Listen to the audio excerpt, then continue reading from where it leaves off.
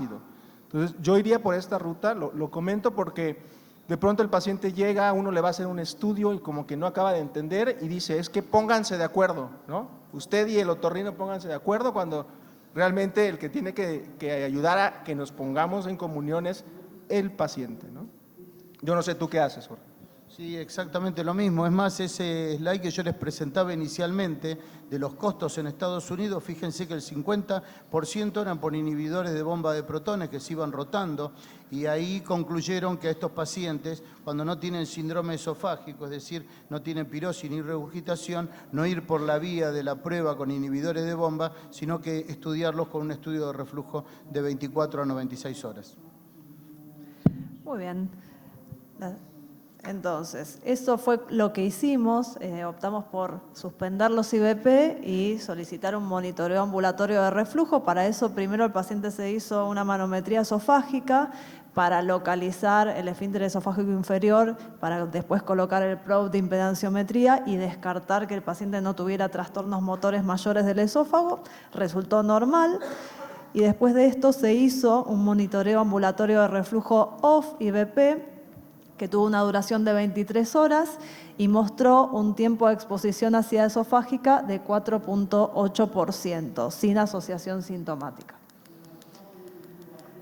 Entonces, en este contexto, ¿usted considera que el monitoreo ambulatorio de reflujo confirma reflujo, excluye reflujo, necesita evaluar otros parámetros para definir si el paciente tiene reflujo o necesita solicitar un monitoreo ambulatorio de reflujo más prolongado para definir si el paciente tiene reflujo? Muy bien, José María. Bueno, yo creo que de por sí el caso es complejo y su resultado es, yo lo pondría hoy como confuso. 4.8% hoy se considera que está en algo que el consenso de Lyon y de Porto le llama la zona gris. Y eso es un concepto que ha cambiado en 2, 3 años, hace poco, y seguimos teniendo todavía muchos colegas de que nos dicen 4.8%, de Mister estableció que era 4.2, es francamente positivo. Hoy debemos de tener mucho más cuidado con estos pacientes. Anormales por arriba de 6, y si ustedes vieron estos algoritmos que yo les mostraba, todo esto está basado en que el paciente tenga más de 6. Normal sería más de 4. 4.8% puede ser una cuestión incluso técnica, algún alimento que comió el paciente y que no lo registró. Entonces yo a esta paciente le diría que no hay evidencia franca de una exposición esofágica anormal al ácido. Creo que hay que mencionarlo porque también el mismo consenso de Lyon en esta zona gris establece que alguna de las esofagitis de cambios mínimos que mostraba en su plática Fabio pudiera ser también normal, o sea, una esofagitis mínima, leve, pues puede ser porque anoche cenamos muy rico, 2 o 3 Malbecs de más, ¿no? Y tener reflujo, recuerden que no es patológico, ¿no? Es un mecanismo fisiológico. Entonces hay que tener mucho cuidado con esto, no nada más en este tipo de pH-metría, sino en estos hallazgos mínimos, para no confundir más a la paciente. Yo no haría un monitoreo de 96 horas, por ejemplo, una cápsula Bravo, es incrementar mucho los costos, y de pronto evaluar otros parámetros pudieran ser útiles, aunque lo importante es la asociación sintomática. Ese es el otro mensaje importante cuando hacemos pH y impedanciometría. Puede estar normal o anormal, pero en estos pacientes lo que uno busca es establecer la asociación del síntoma.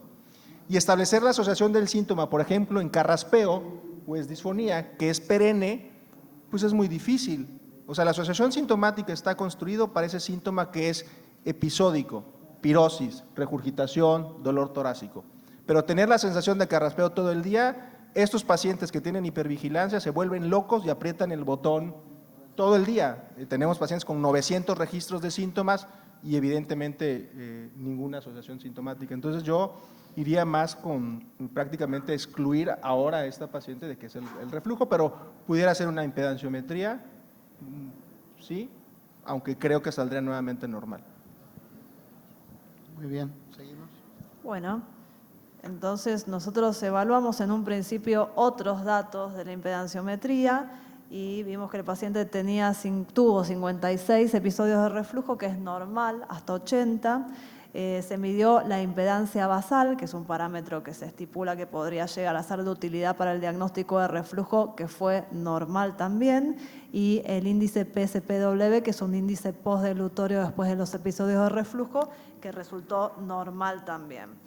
Por lo tanto, bueno, este es el resumen. Es un paciente que tiene síntomas supraesofágicos con una laringoscopía que mostró una laringitis interaritenoidea, una endoscopía alta sin esofagitis con un tiempo de exposición ácida en la zona gris, con 56 episodios de reflujo, impedancia basal e índice PSPW normales. Se realizó posteriormente un monitoreo de reflujo prolongado con una cápsula de pHimetría inalámbrica y este estudio mostró en promedio un tiempo de exposición ácida de 5.3%, pero en el día 3 tuvo una exposición ácida anormal de 6.7%. Se diagnosticó bajo este criterio enfermedad por reflujo gastroesofágico y se le indicó al paciente dexlansoprazol 60 miligramos día, además del descenso de peso. La última pregunta, ¿por cuánto tiempo usted considera que es necesario en este contexto indicar los inhibidores de la bomba de protones? ¿Un mes, 2 meses, 3 meses o 6 meses?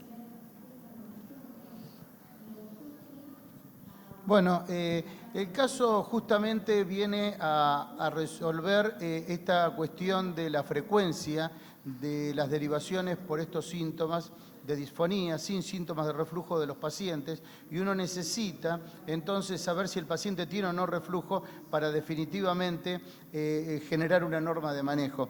Como decía José María, este estudio cayó en una zona gris, la nueva clasificación de Porto y de Lyon marcan 6% como anormal, y bueno, la cápsula Bravo es un muy buen método porque tiene una ventana más larga de 96 horas, de hasta 96 horas para poder evaluar el reflujo, que además lo usan mucho en el grupo de Pandolfino, el grupo en Estados Unidos, porque lo tienen disponible y ni bien le hacen la endoscopía, colocan la cápsula y resuelven rápidamente todo el paciente. Estos pacientes, cuando tienen reflujo, que este es el caso, que bueno, la cápsula Bravo en este caso puntual pudo discernir la zona gris como reflujo, requieren de un tratamiento apropiado y más prolongado, porque la paquidermia que se produce por la laringitis, el tic del carraspeo, etcétera, requieren mayor tiempo de prueba terapéutica. No son las pruebas terapéuticas de 1 o 2 meses que llevamos a cabo en pacientes que tienen reflujo típico. Así que yo diría que 6 meses es el tiempo que debemos hacer de prueba terapéutica para evaluar a este paciente y saber cómo continuar con él mismo. Muy bien, esto ya es lo último. Muchas gracias. Muchas gracias.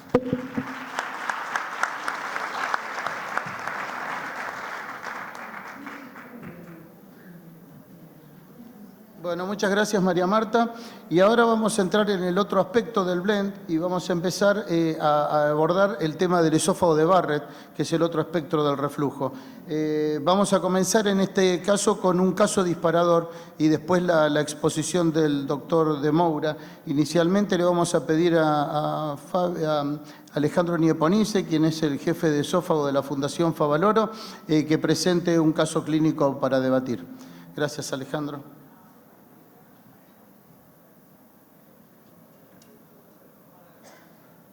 Bien. Hola, buenos días. Gracias a las autoridades de mesa por la invitación. Y la idea, justamente como dijo Jorge, es generar un debate y disparar un poco el qué hacemos cuando tenemos episodios, pacientes con Barrett y algunos casos complicados. En este caso, un paciente de 65 años saludable, sin antecedentes importantes, que consultó exclusivamente por tos, fue al otorrino, como suelen hacer, y el otorrino, como suele hacer, le dijo que tenía reflujo, que en el 56% de los casos puede estar sobrediagnosticado, pero el reflujo, el otorrino lo convenció y le hizo directamente los estudios funcionales para mostrarle cómo su reflujo le daba tos. Tenía 175 episodios de pie, pero no era un reflujo muy impactante por pHimetría, y en la manometría, sin embargo, tenía un DCI de 50, un esfínter hipotensivo, un esófago bastante afectado. Y uno lo empieza a ver como que si tiene algo de reflujo, realmente puede ser que lo esté afectando más, así que obviamente corresponde hacerle una endoscopía, que si se puede poner el video, por favor. Ahí fíjense, el paciente absolutamente asintomático desde el punto de vista de reflujo típico, y el paciente tenía 8 centímetros de Barrett con 4 centímetros circunferenciales, y si ven ahí a la altura del cambio, el video se está comportando medio loco, pero no cambiamos tantas veces la cromoendoscopía, ¿eh? Hay algo raro en el software. Lo que, traduciéndoles ahí, con magnificación y cromoendoscopía, se ve un patrón irregular en los vasos y algunas lesiones sobreelevadas a nivel del cambio mucoso. Así que con una enfermedad nodular, y en las biopsias que tomamos venía displasia de bajo grado, con un Barrett largo, como habíamos dicho, teniendo en cuenta que la displasia de bajo grado puede estar sobrediagnosticada hasta en un 85% de los casos en centros de la comunidad. La pregunta es, ¿qué harían ustedes? ¿Se quedan con esas biopsias? ¿Hacen ablación? Doctor Moura. Bien, nosotros decidimos hacer la resección endoscópica de esas lesiones nodulares, no tanto por la preocupación de la enfermedad neoplásica, sino para que el patólogo tenga una clara muestra y nos certifique si hay solamente displasia de bajo grado o si hay, como a veces suele aparecer alrededor, algún carcinoma in situ que requiera mayor estadificación. Y como ven, en la patología tiene los núcleos hipercromáticos alargados, claros, con muchas células goblet de la displasia de bajo grado. Y otra vez la pregunta, porque otra vez da el debate, en la displasia de bajo grado hay estudios que se han suspendido a favor de ablacionar la displasia de bajo grado, pero también, como del grupo de Bergman, donde la diferencia era muy grande, pero también están las guías que nos dicen que el seguimiento endoscópico es una alternativa aceptable. Entonces, ¿qué hacemos? ¿Nos quedamos ahí o hacemos la ablación por radiofrecuencia? Nosotros hicimos la ablación por radiofrecuencia porque, siguiendo ese estudio, creemos que un Barrett largo con nodular ya es una enfermedad más complicada. El paciente evoluciona favorablemente, pero lo que puede pasar cuando uno hace ablación de un Barrett largo puede tener estenosis hasta en un 5% de los casos. Como lo ven ahí, lo dilatamos, el paciente mejoró sintomáticamente, como suele pasar con las dilataciones post-ablación por radiofrecuencia, no suelen ser ablaciones difíciles, pero seguimos teniendo de 8 centímetros de Barrett, nos quedan 2 centímetros circunferenciales de un Barrett sin displasia, con una estenosis. O sea que realmente entramos en un caso difícil de hasta dónde seguimos y cómo vamos. Y si se acuerdan, los estudios funcionales, el paciente tenía reflujo. Últimamente empezamos a ver que la recurrencia del Barrett post-radiofrecuencia está muy vinculada a la presencia de reflujo. Entonces la otra pregunta es, ¿seguimos adelante con la radiofrecuencia o hacemos un tratamiento más exhaustivo del reflujo antes de ablacionar? ¿Cuál es el rol de la cirugía antirreflujo en el contexto de la radiofrecuencia? Creo que les surgieron unas cuantas preguntas que el doctor Moura, el doctor Remes y el doctor Nachman van a poder contestar. Bueno, muchas gracias, Alejandro.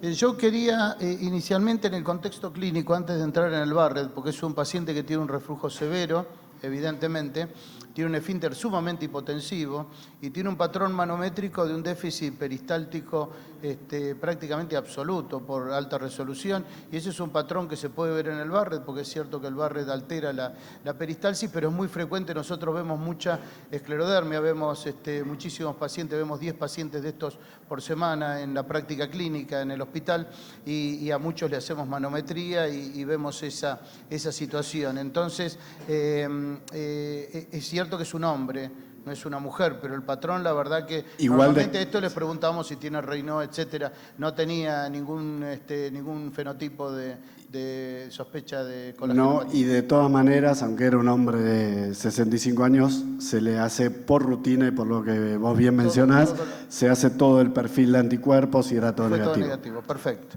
Entonces ahí tenemos el caso para discutir desde el punto de vista del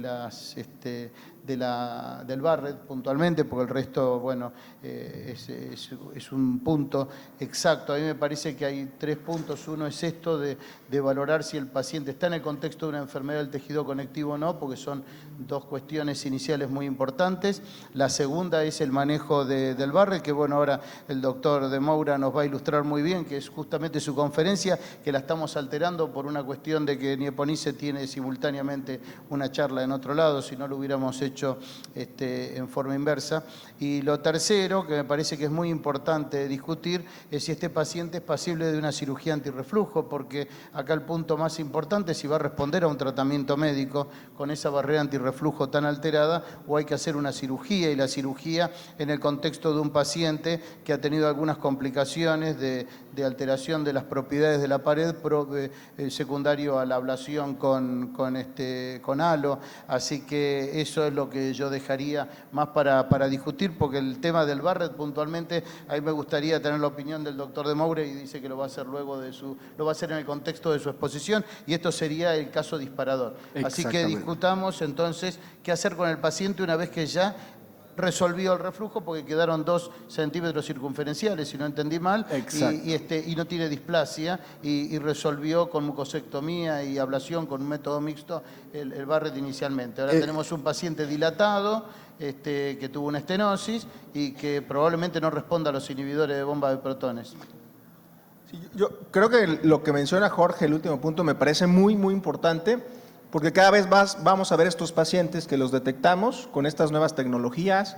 Yo coincido con lo que se abordó, o sea, si tienes la capacidad de hacer una mucosectomía o tomar una biopsia completa para tener un buen estadiaje, eso ayuda mucho a tomar la decisión. Es un poquito, si haces eso, estás pensando en que tu siguiente paso es una terapia ablativa. Pero creo que vamos a ver más de estos casos, porque el experto en Barrett lo va a resolver, pero la parte del reflujo crónico, que es la que nos va a quedar luego a nosotros, nos tiene que hacer pensar en esto que comentaba Jorge. A este paciente, idealmente, si fuera más joven, hubiera sido un candidato ideal para una cirugía antirreflujo, ¿no? Para el control del Barrett. Tiene una enfermedad, un fenotipo agresivo, es joven, tiene manifestaciones extraesofágicas, estas sí asociadas al reflujo. Yo le hubiera ofrecido un tratamiento quirúrgico. Hoy, a los 65 años, con la estenosis, evidentemente mandarlo a una cirugía es una altísima probabilidad de tenerlo con disfagia después. Su única opción va a acabar siendo tomar un IVP de forma continua en dosis altas, y esto es, por lo menos en la práctica nuestra clínica, es muy difícil hacerle entender al paciente que tiene que tomar un inhibidor de por vida, que no tiene síntomas típicos de reflujo, y que lo único que nos va a decir en el tiempo si va bien o va mal es la vigilancia endoscópica. En ese contexto, la probabilidad de que el paciente no apegue el tratamiento, falle, se le olvide, cambie por un IVP menos potente es muy alta. Creo que a esos pacientes hay que seguirlos en una vigilancia estrecha por el resto de sus días, independientemente del manejo del reflujo, ¿no? ¿Y completaría la ablación de esos 2 centímetros? ¿Completaría la ablación de esos 2 centímetros o dejaría el Barrett? Pues no sé, yo por la cuestión de que ya hizo una estenosis, 65 años, yo lo vigilaría. No sé aquí en la Argentina, pero en México lo que hemos estudiado de Barrett es que nuestra progresión es mucho más lenta que otras poblaciones, y recordar que es una enfermedad multifactorial. Evidentemente el reflujo es importante, pero si hay una genética de cáncer, si el paciente fuma, es obeso, que tiene este perfil de que me va a progresar esos 2 centímetros, a lo mejor le hago algo. Pero si es un sujeto que no tiene antecedente de cáncer familiar, no fuma, no tiene ningún otro factor, probablemente lo tendría muy, muy cerquita, ¿no? No, yo coincido, yo haría básicamente control de, la verdad es que no me animaría a hacer ninguna otra conducta terapéutica, porque nos haría más esa estenosis que está ahí, que ya se le realizó una dilatación y volvió a formarse esa estenosis, y aparte con ese patrón manométrico no me animaría a hacerle tampoco un ICE, una fundopligatura, absolutamente para nada, porque sí. Hay un detalle a que hice a propósito, que yo mostré los funcionales previos a todo el tratamiento. ¿Le harían funcionales posterior al tratamiento? Porque muchas veces la radiofrecuencia y esa estenosis disminuyen el reflujo, entonces estamos tratando una enfermedad que pasó antes del procedimiento. ¿Le repetirían funcionales? Es un buen punto, sí, claro, porque aparte en el medio del reflujo quizá también haya tenido alteración manométrica, así que quizá se puede haber modificado, sí. Sí, totalmente de acuerdo. Yo creo que este es un caso que se presta justo para, es decir, este fenotipo tan severo con una intervención, si la evaluación post-intervención, si de pronto esta estenosis está condicionando cierta, no es una hipertonía del esfínter, pero una zona de alta presión, probablemente hasta le haya convenido un poquito que sea estenosada.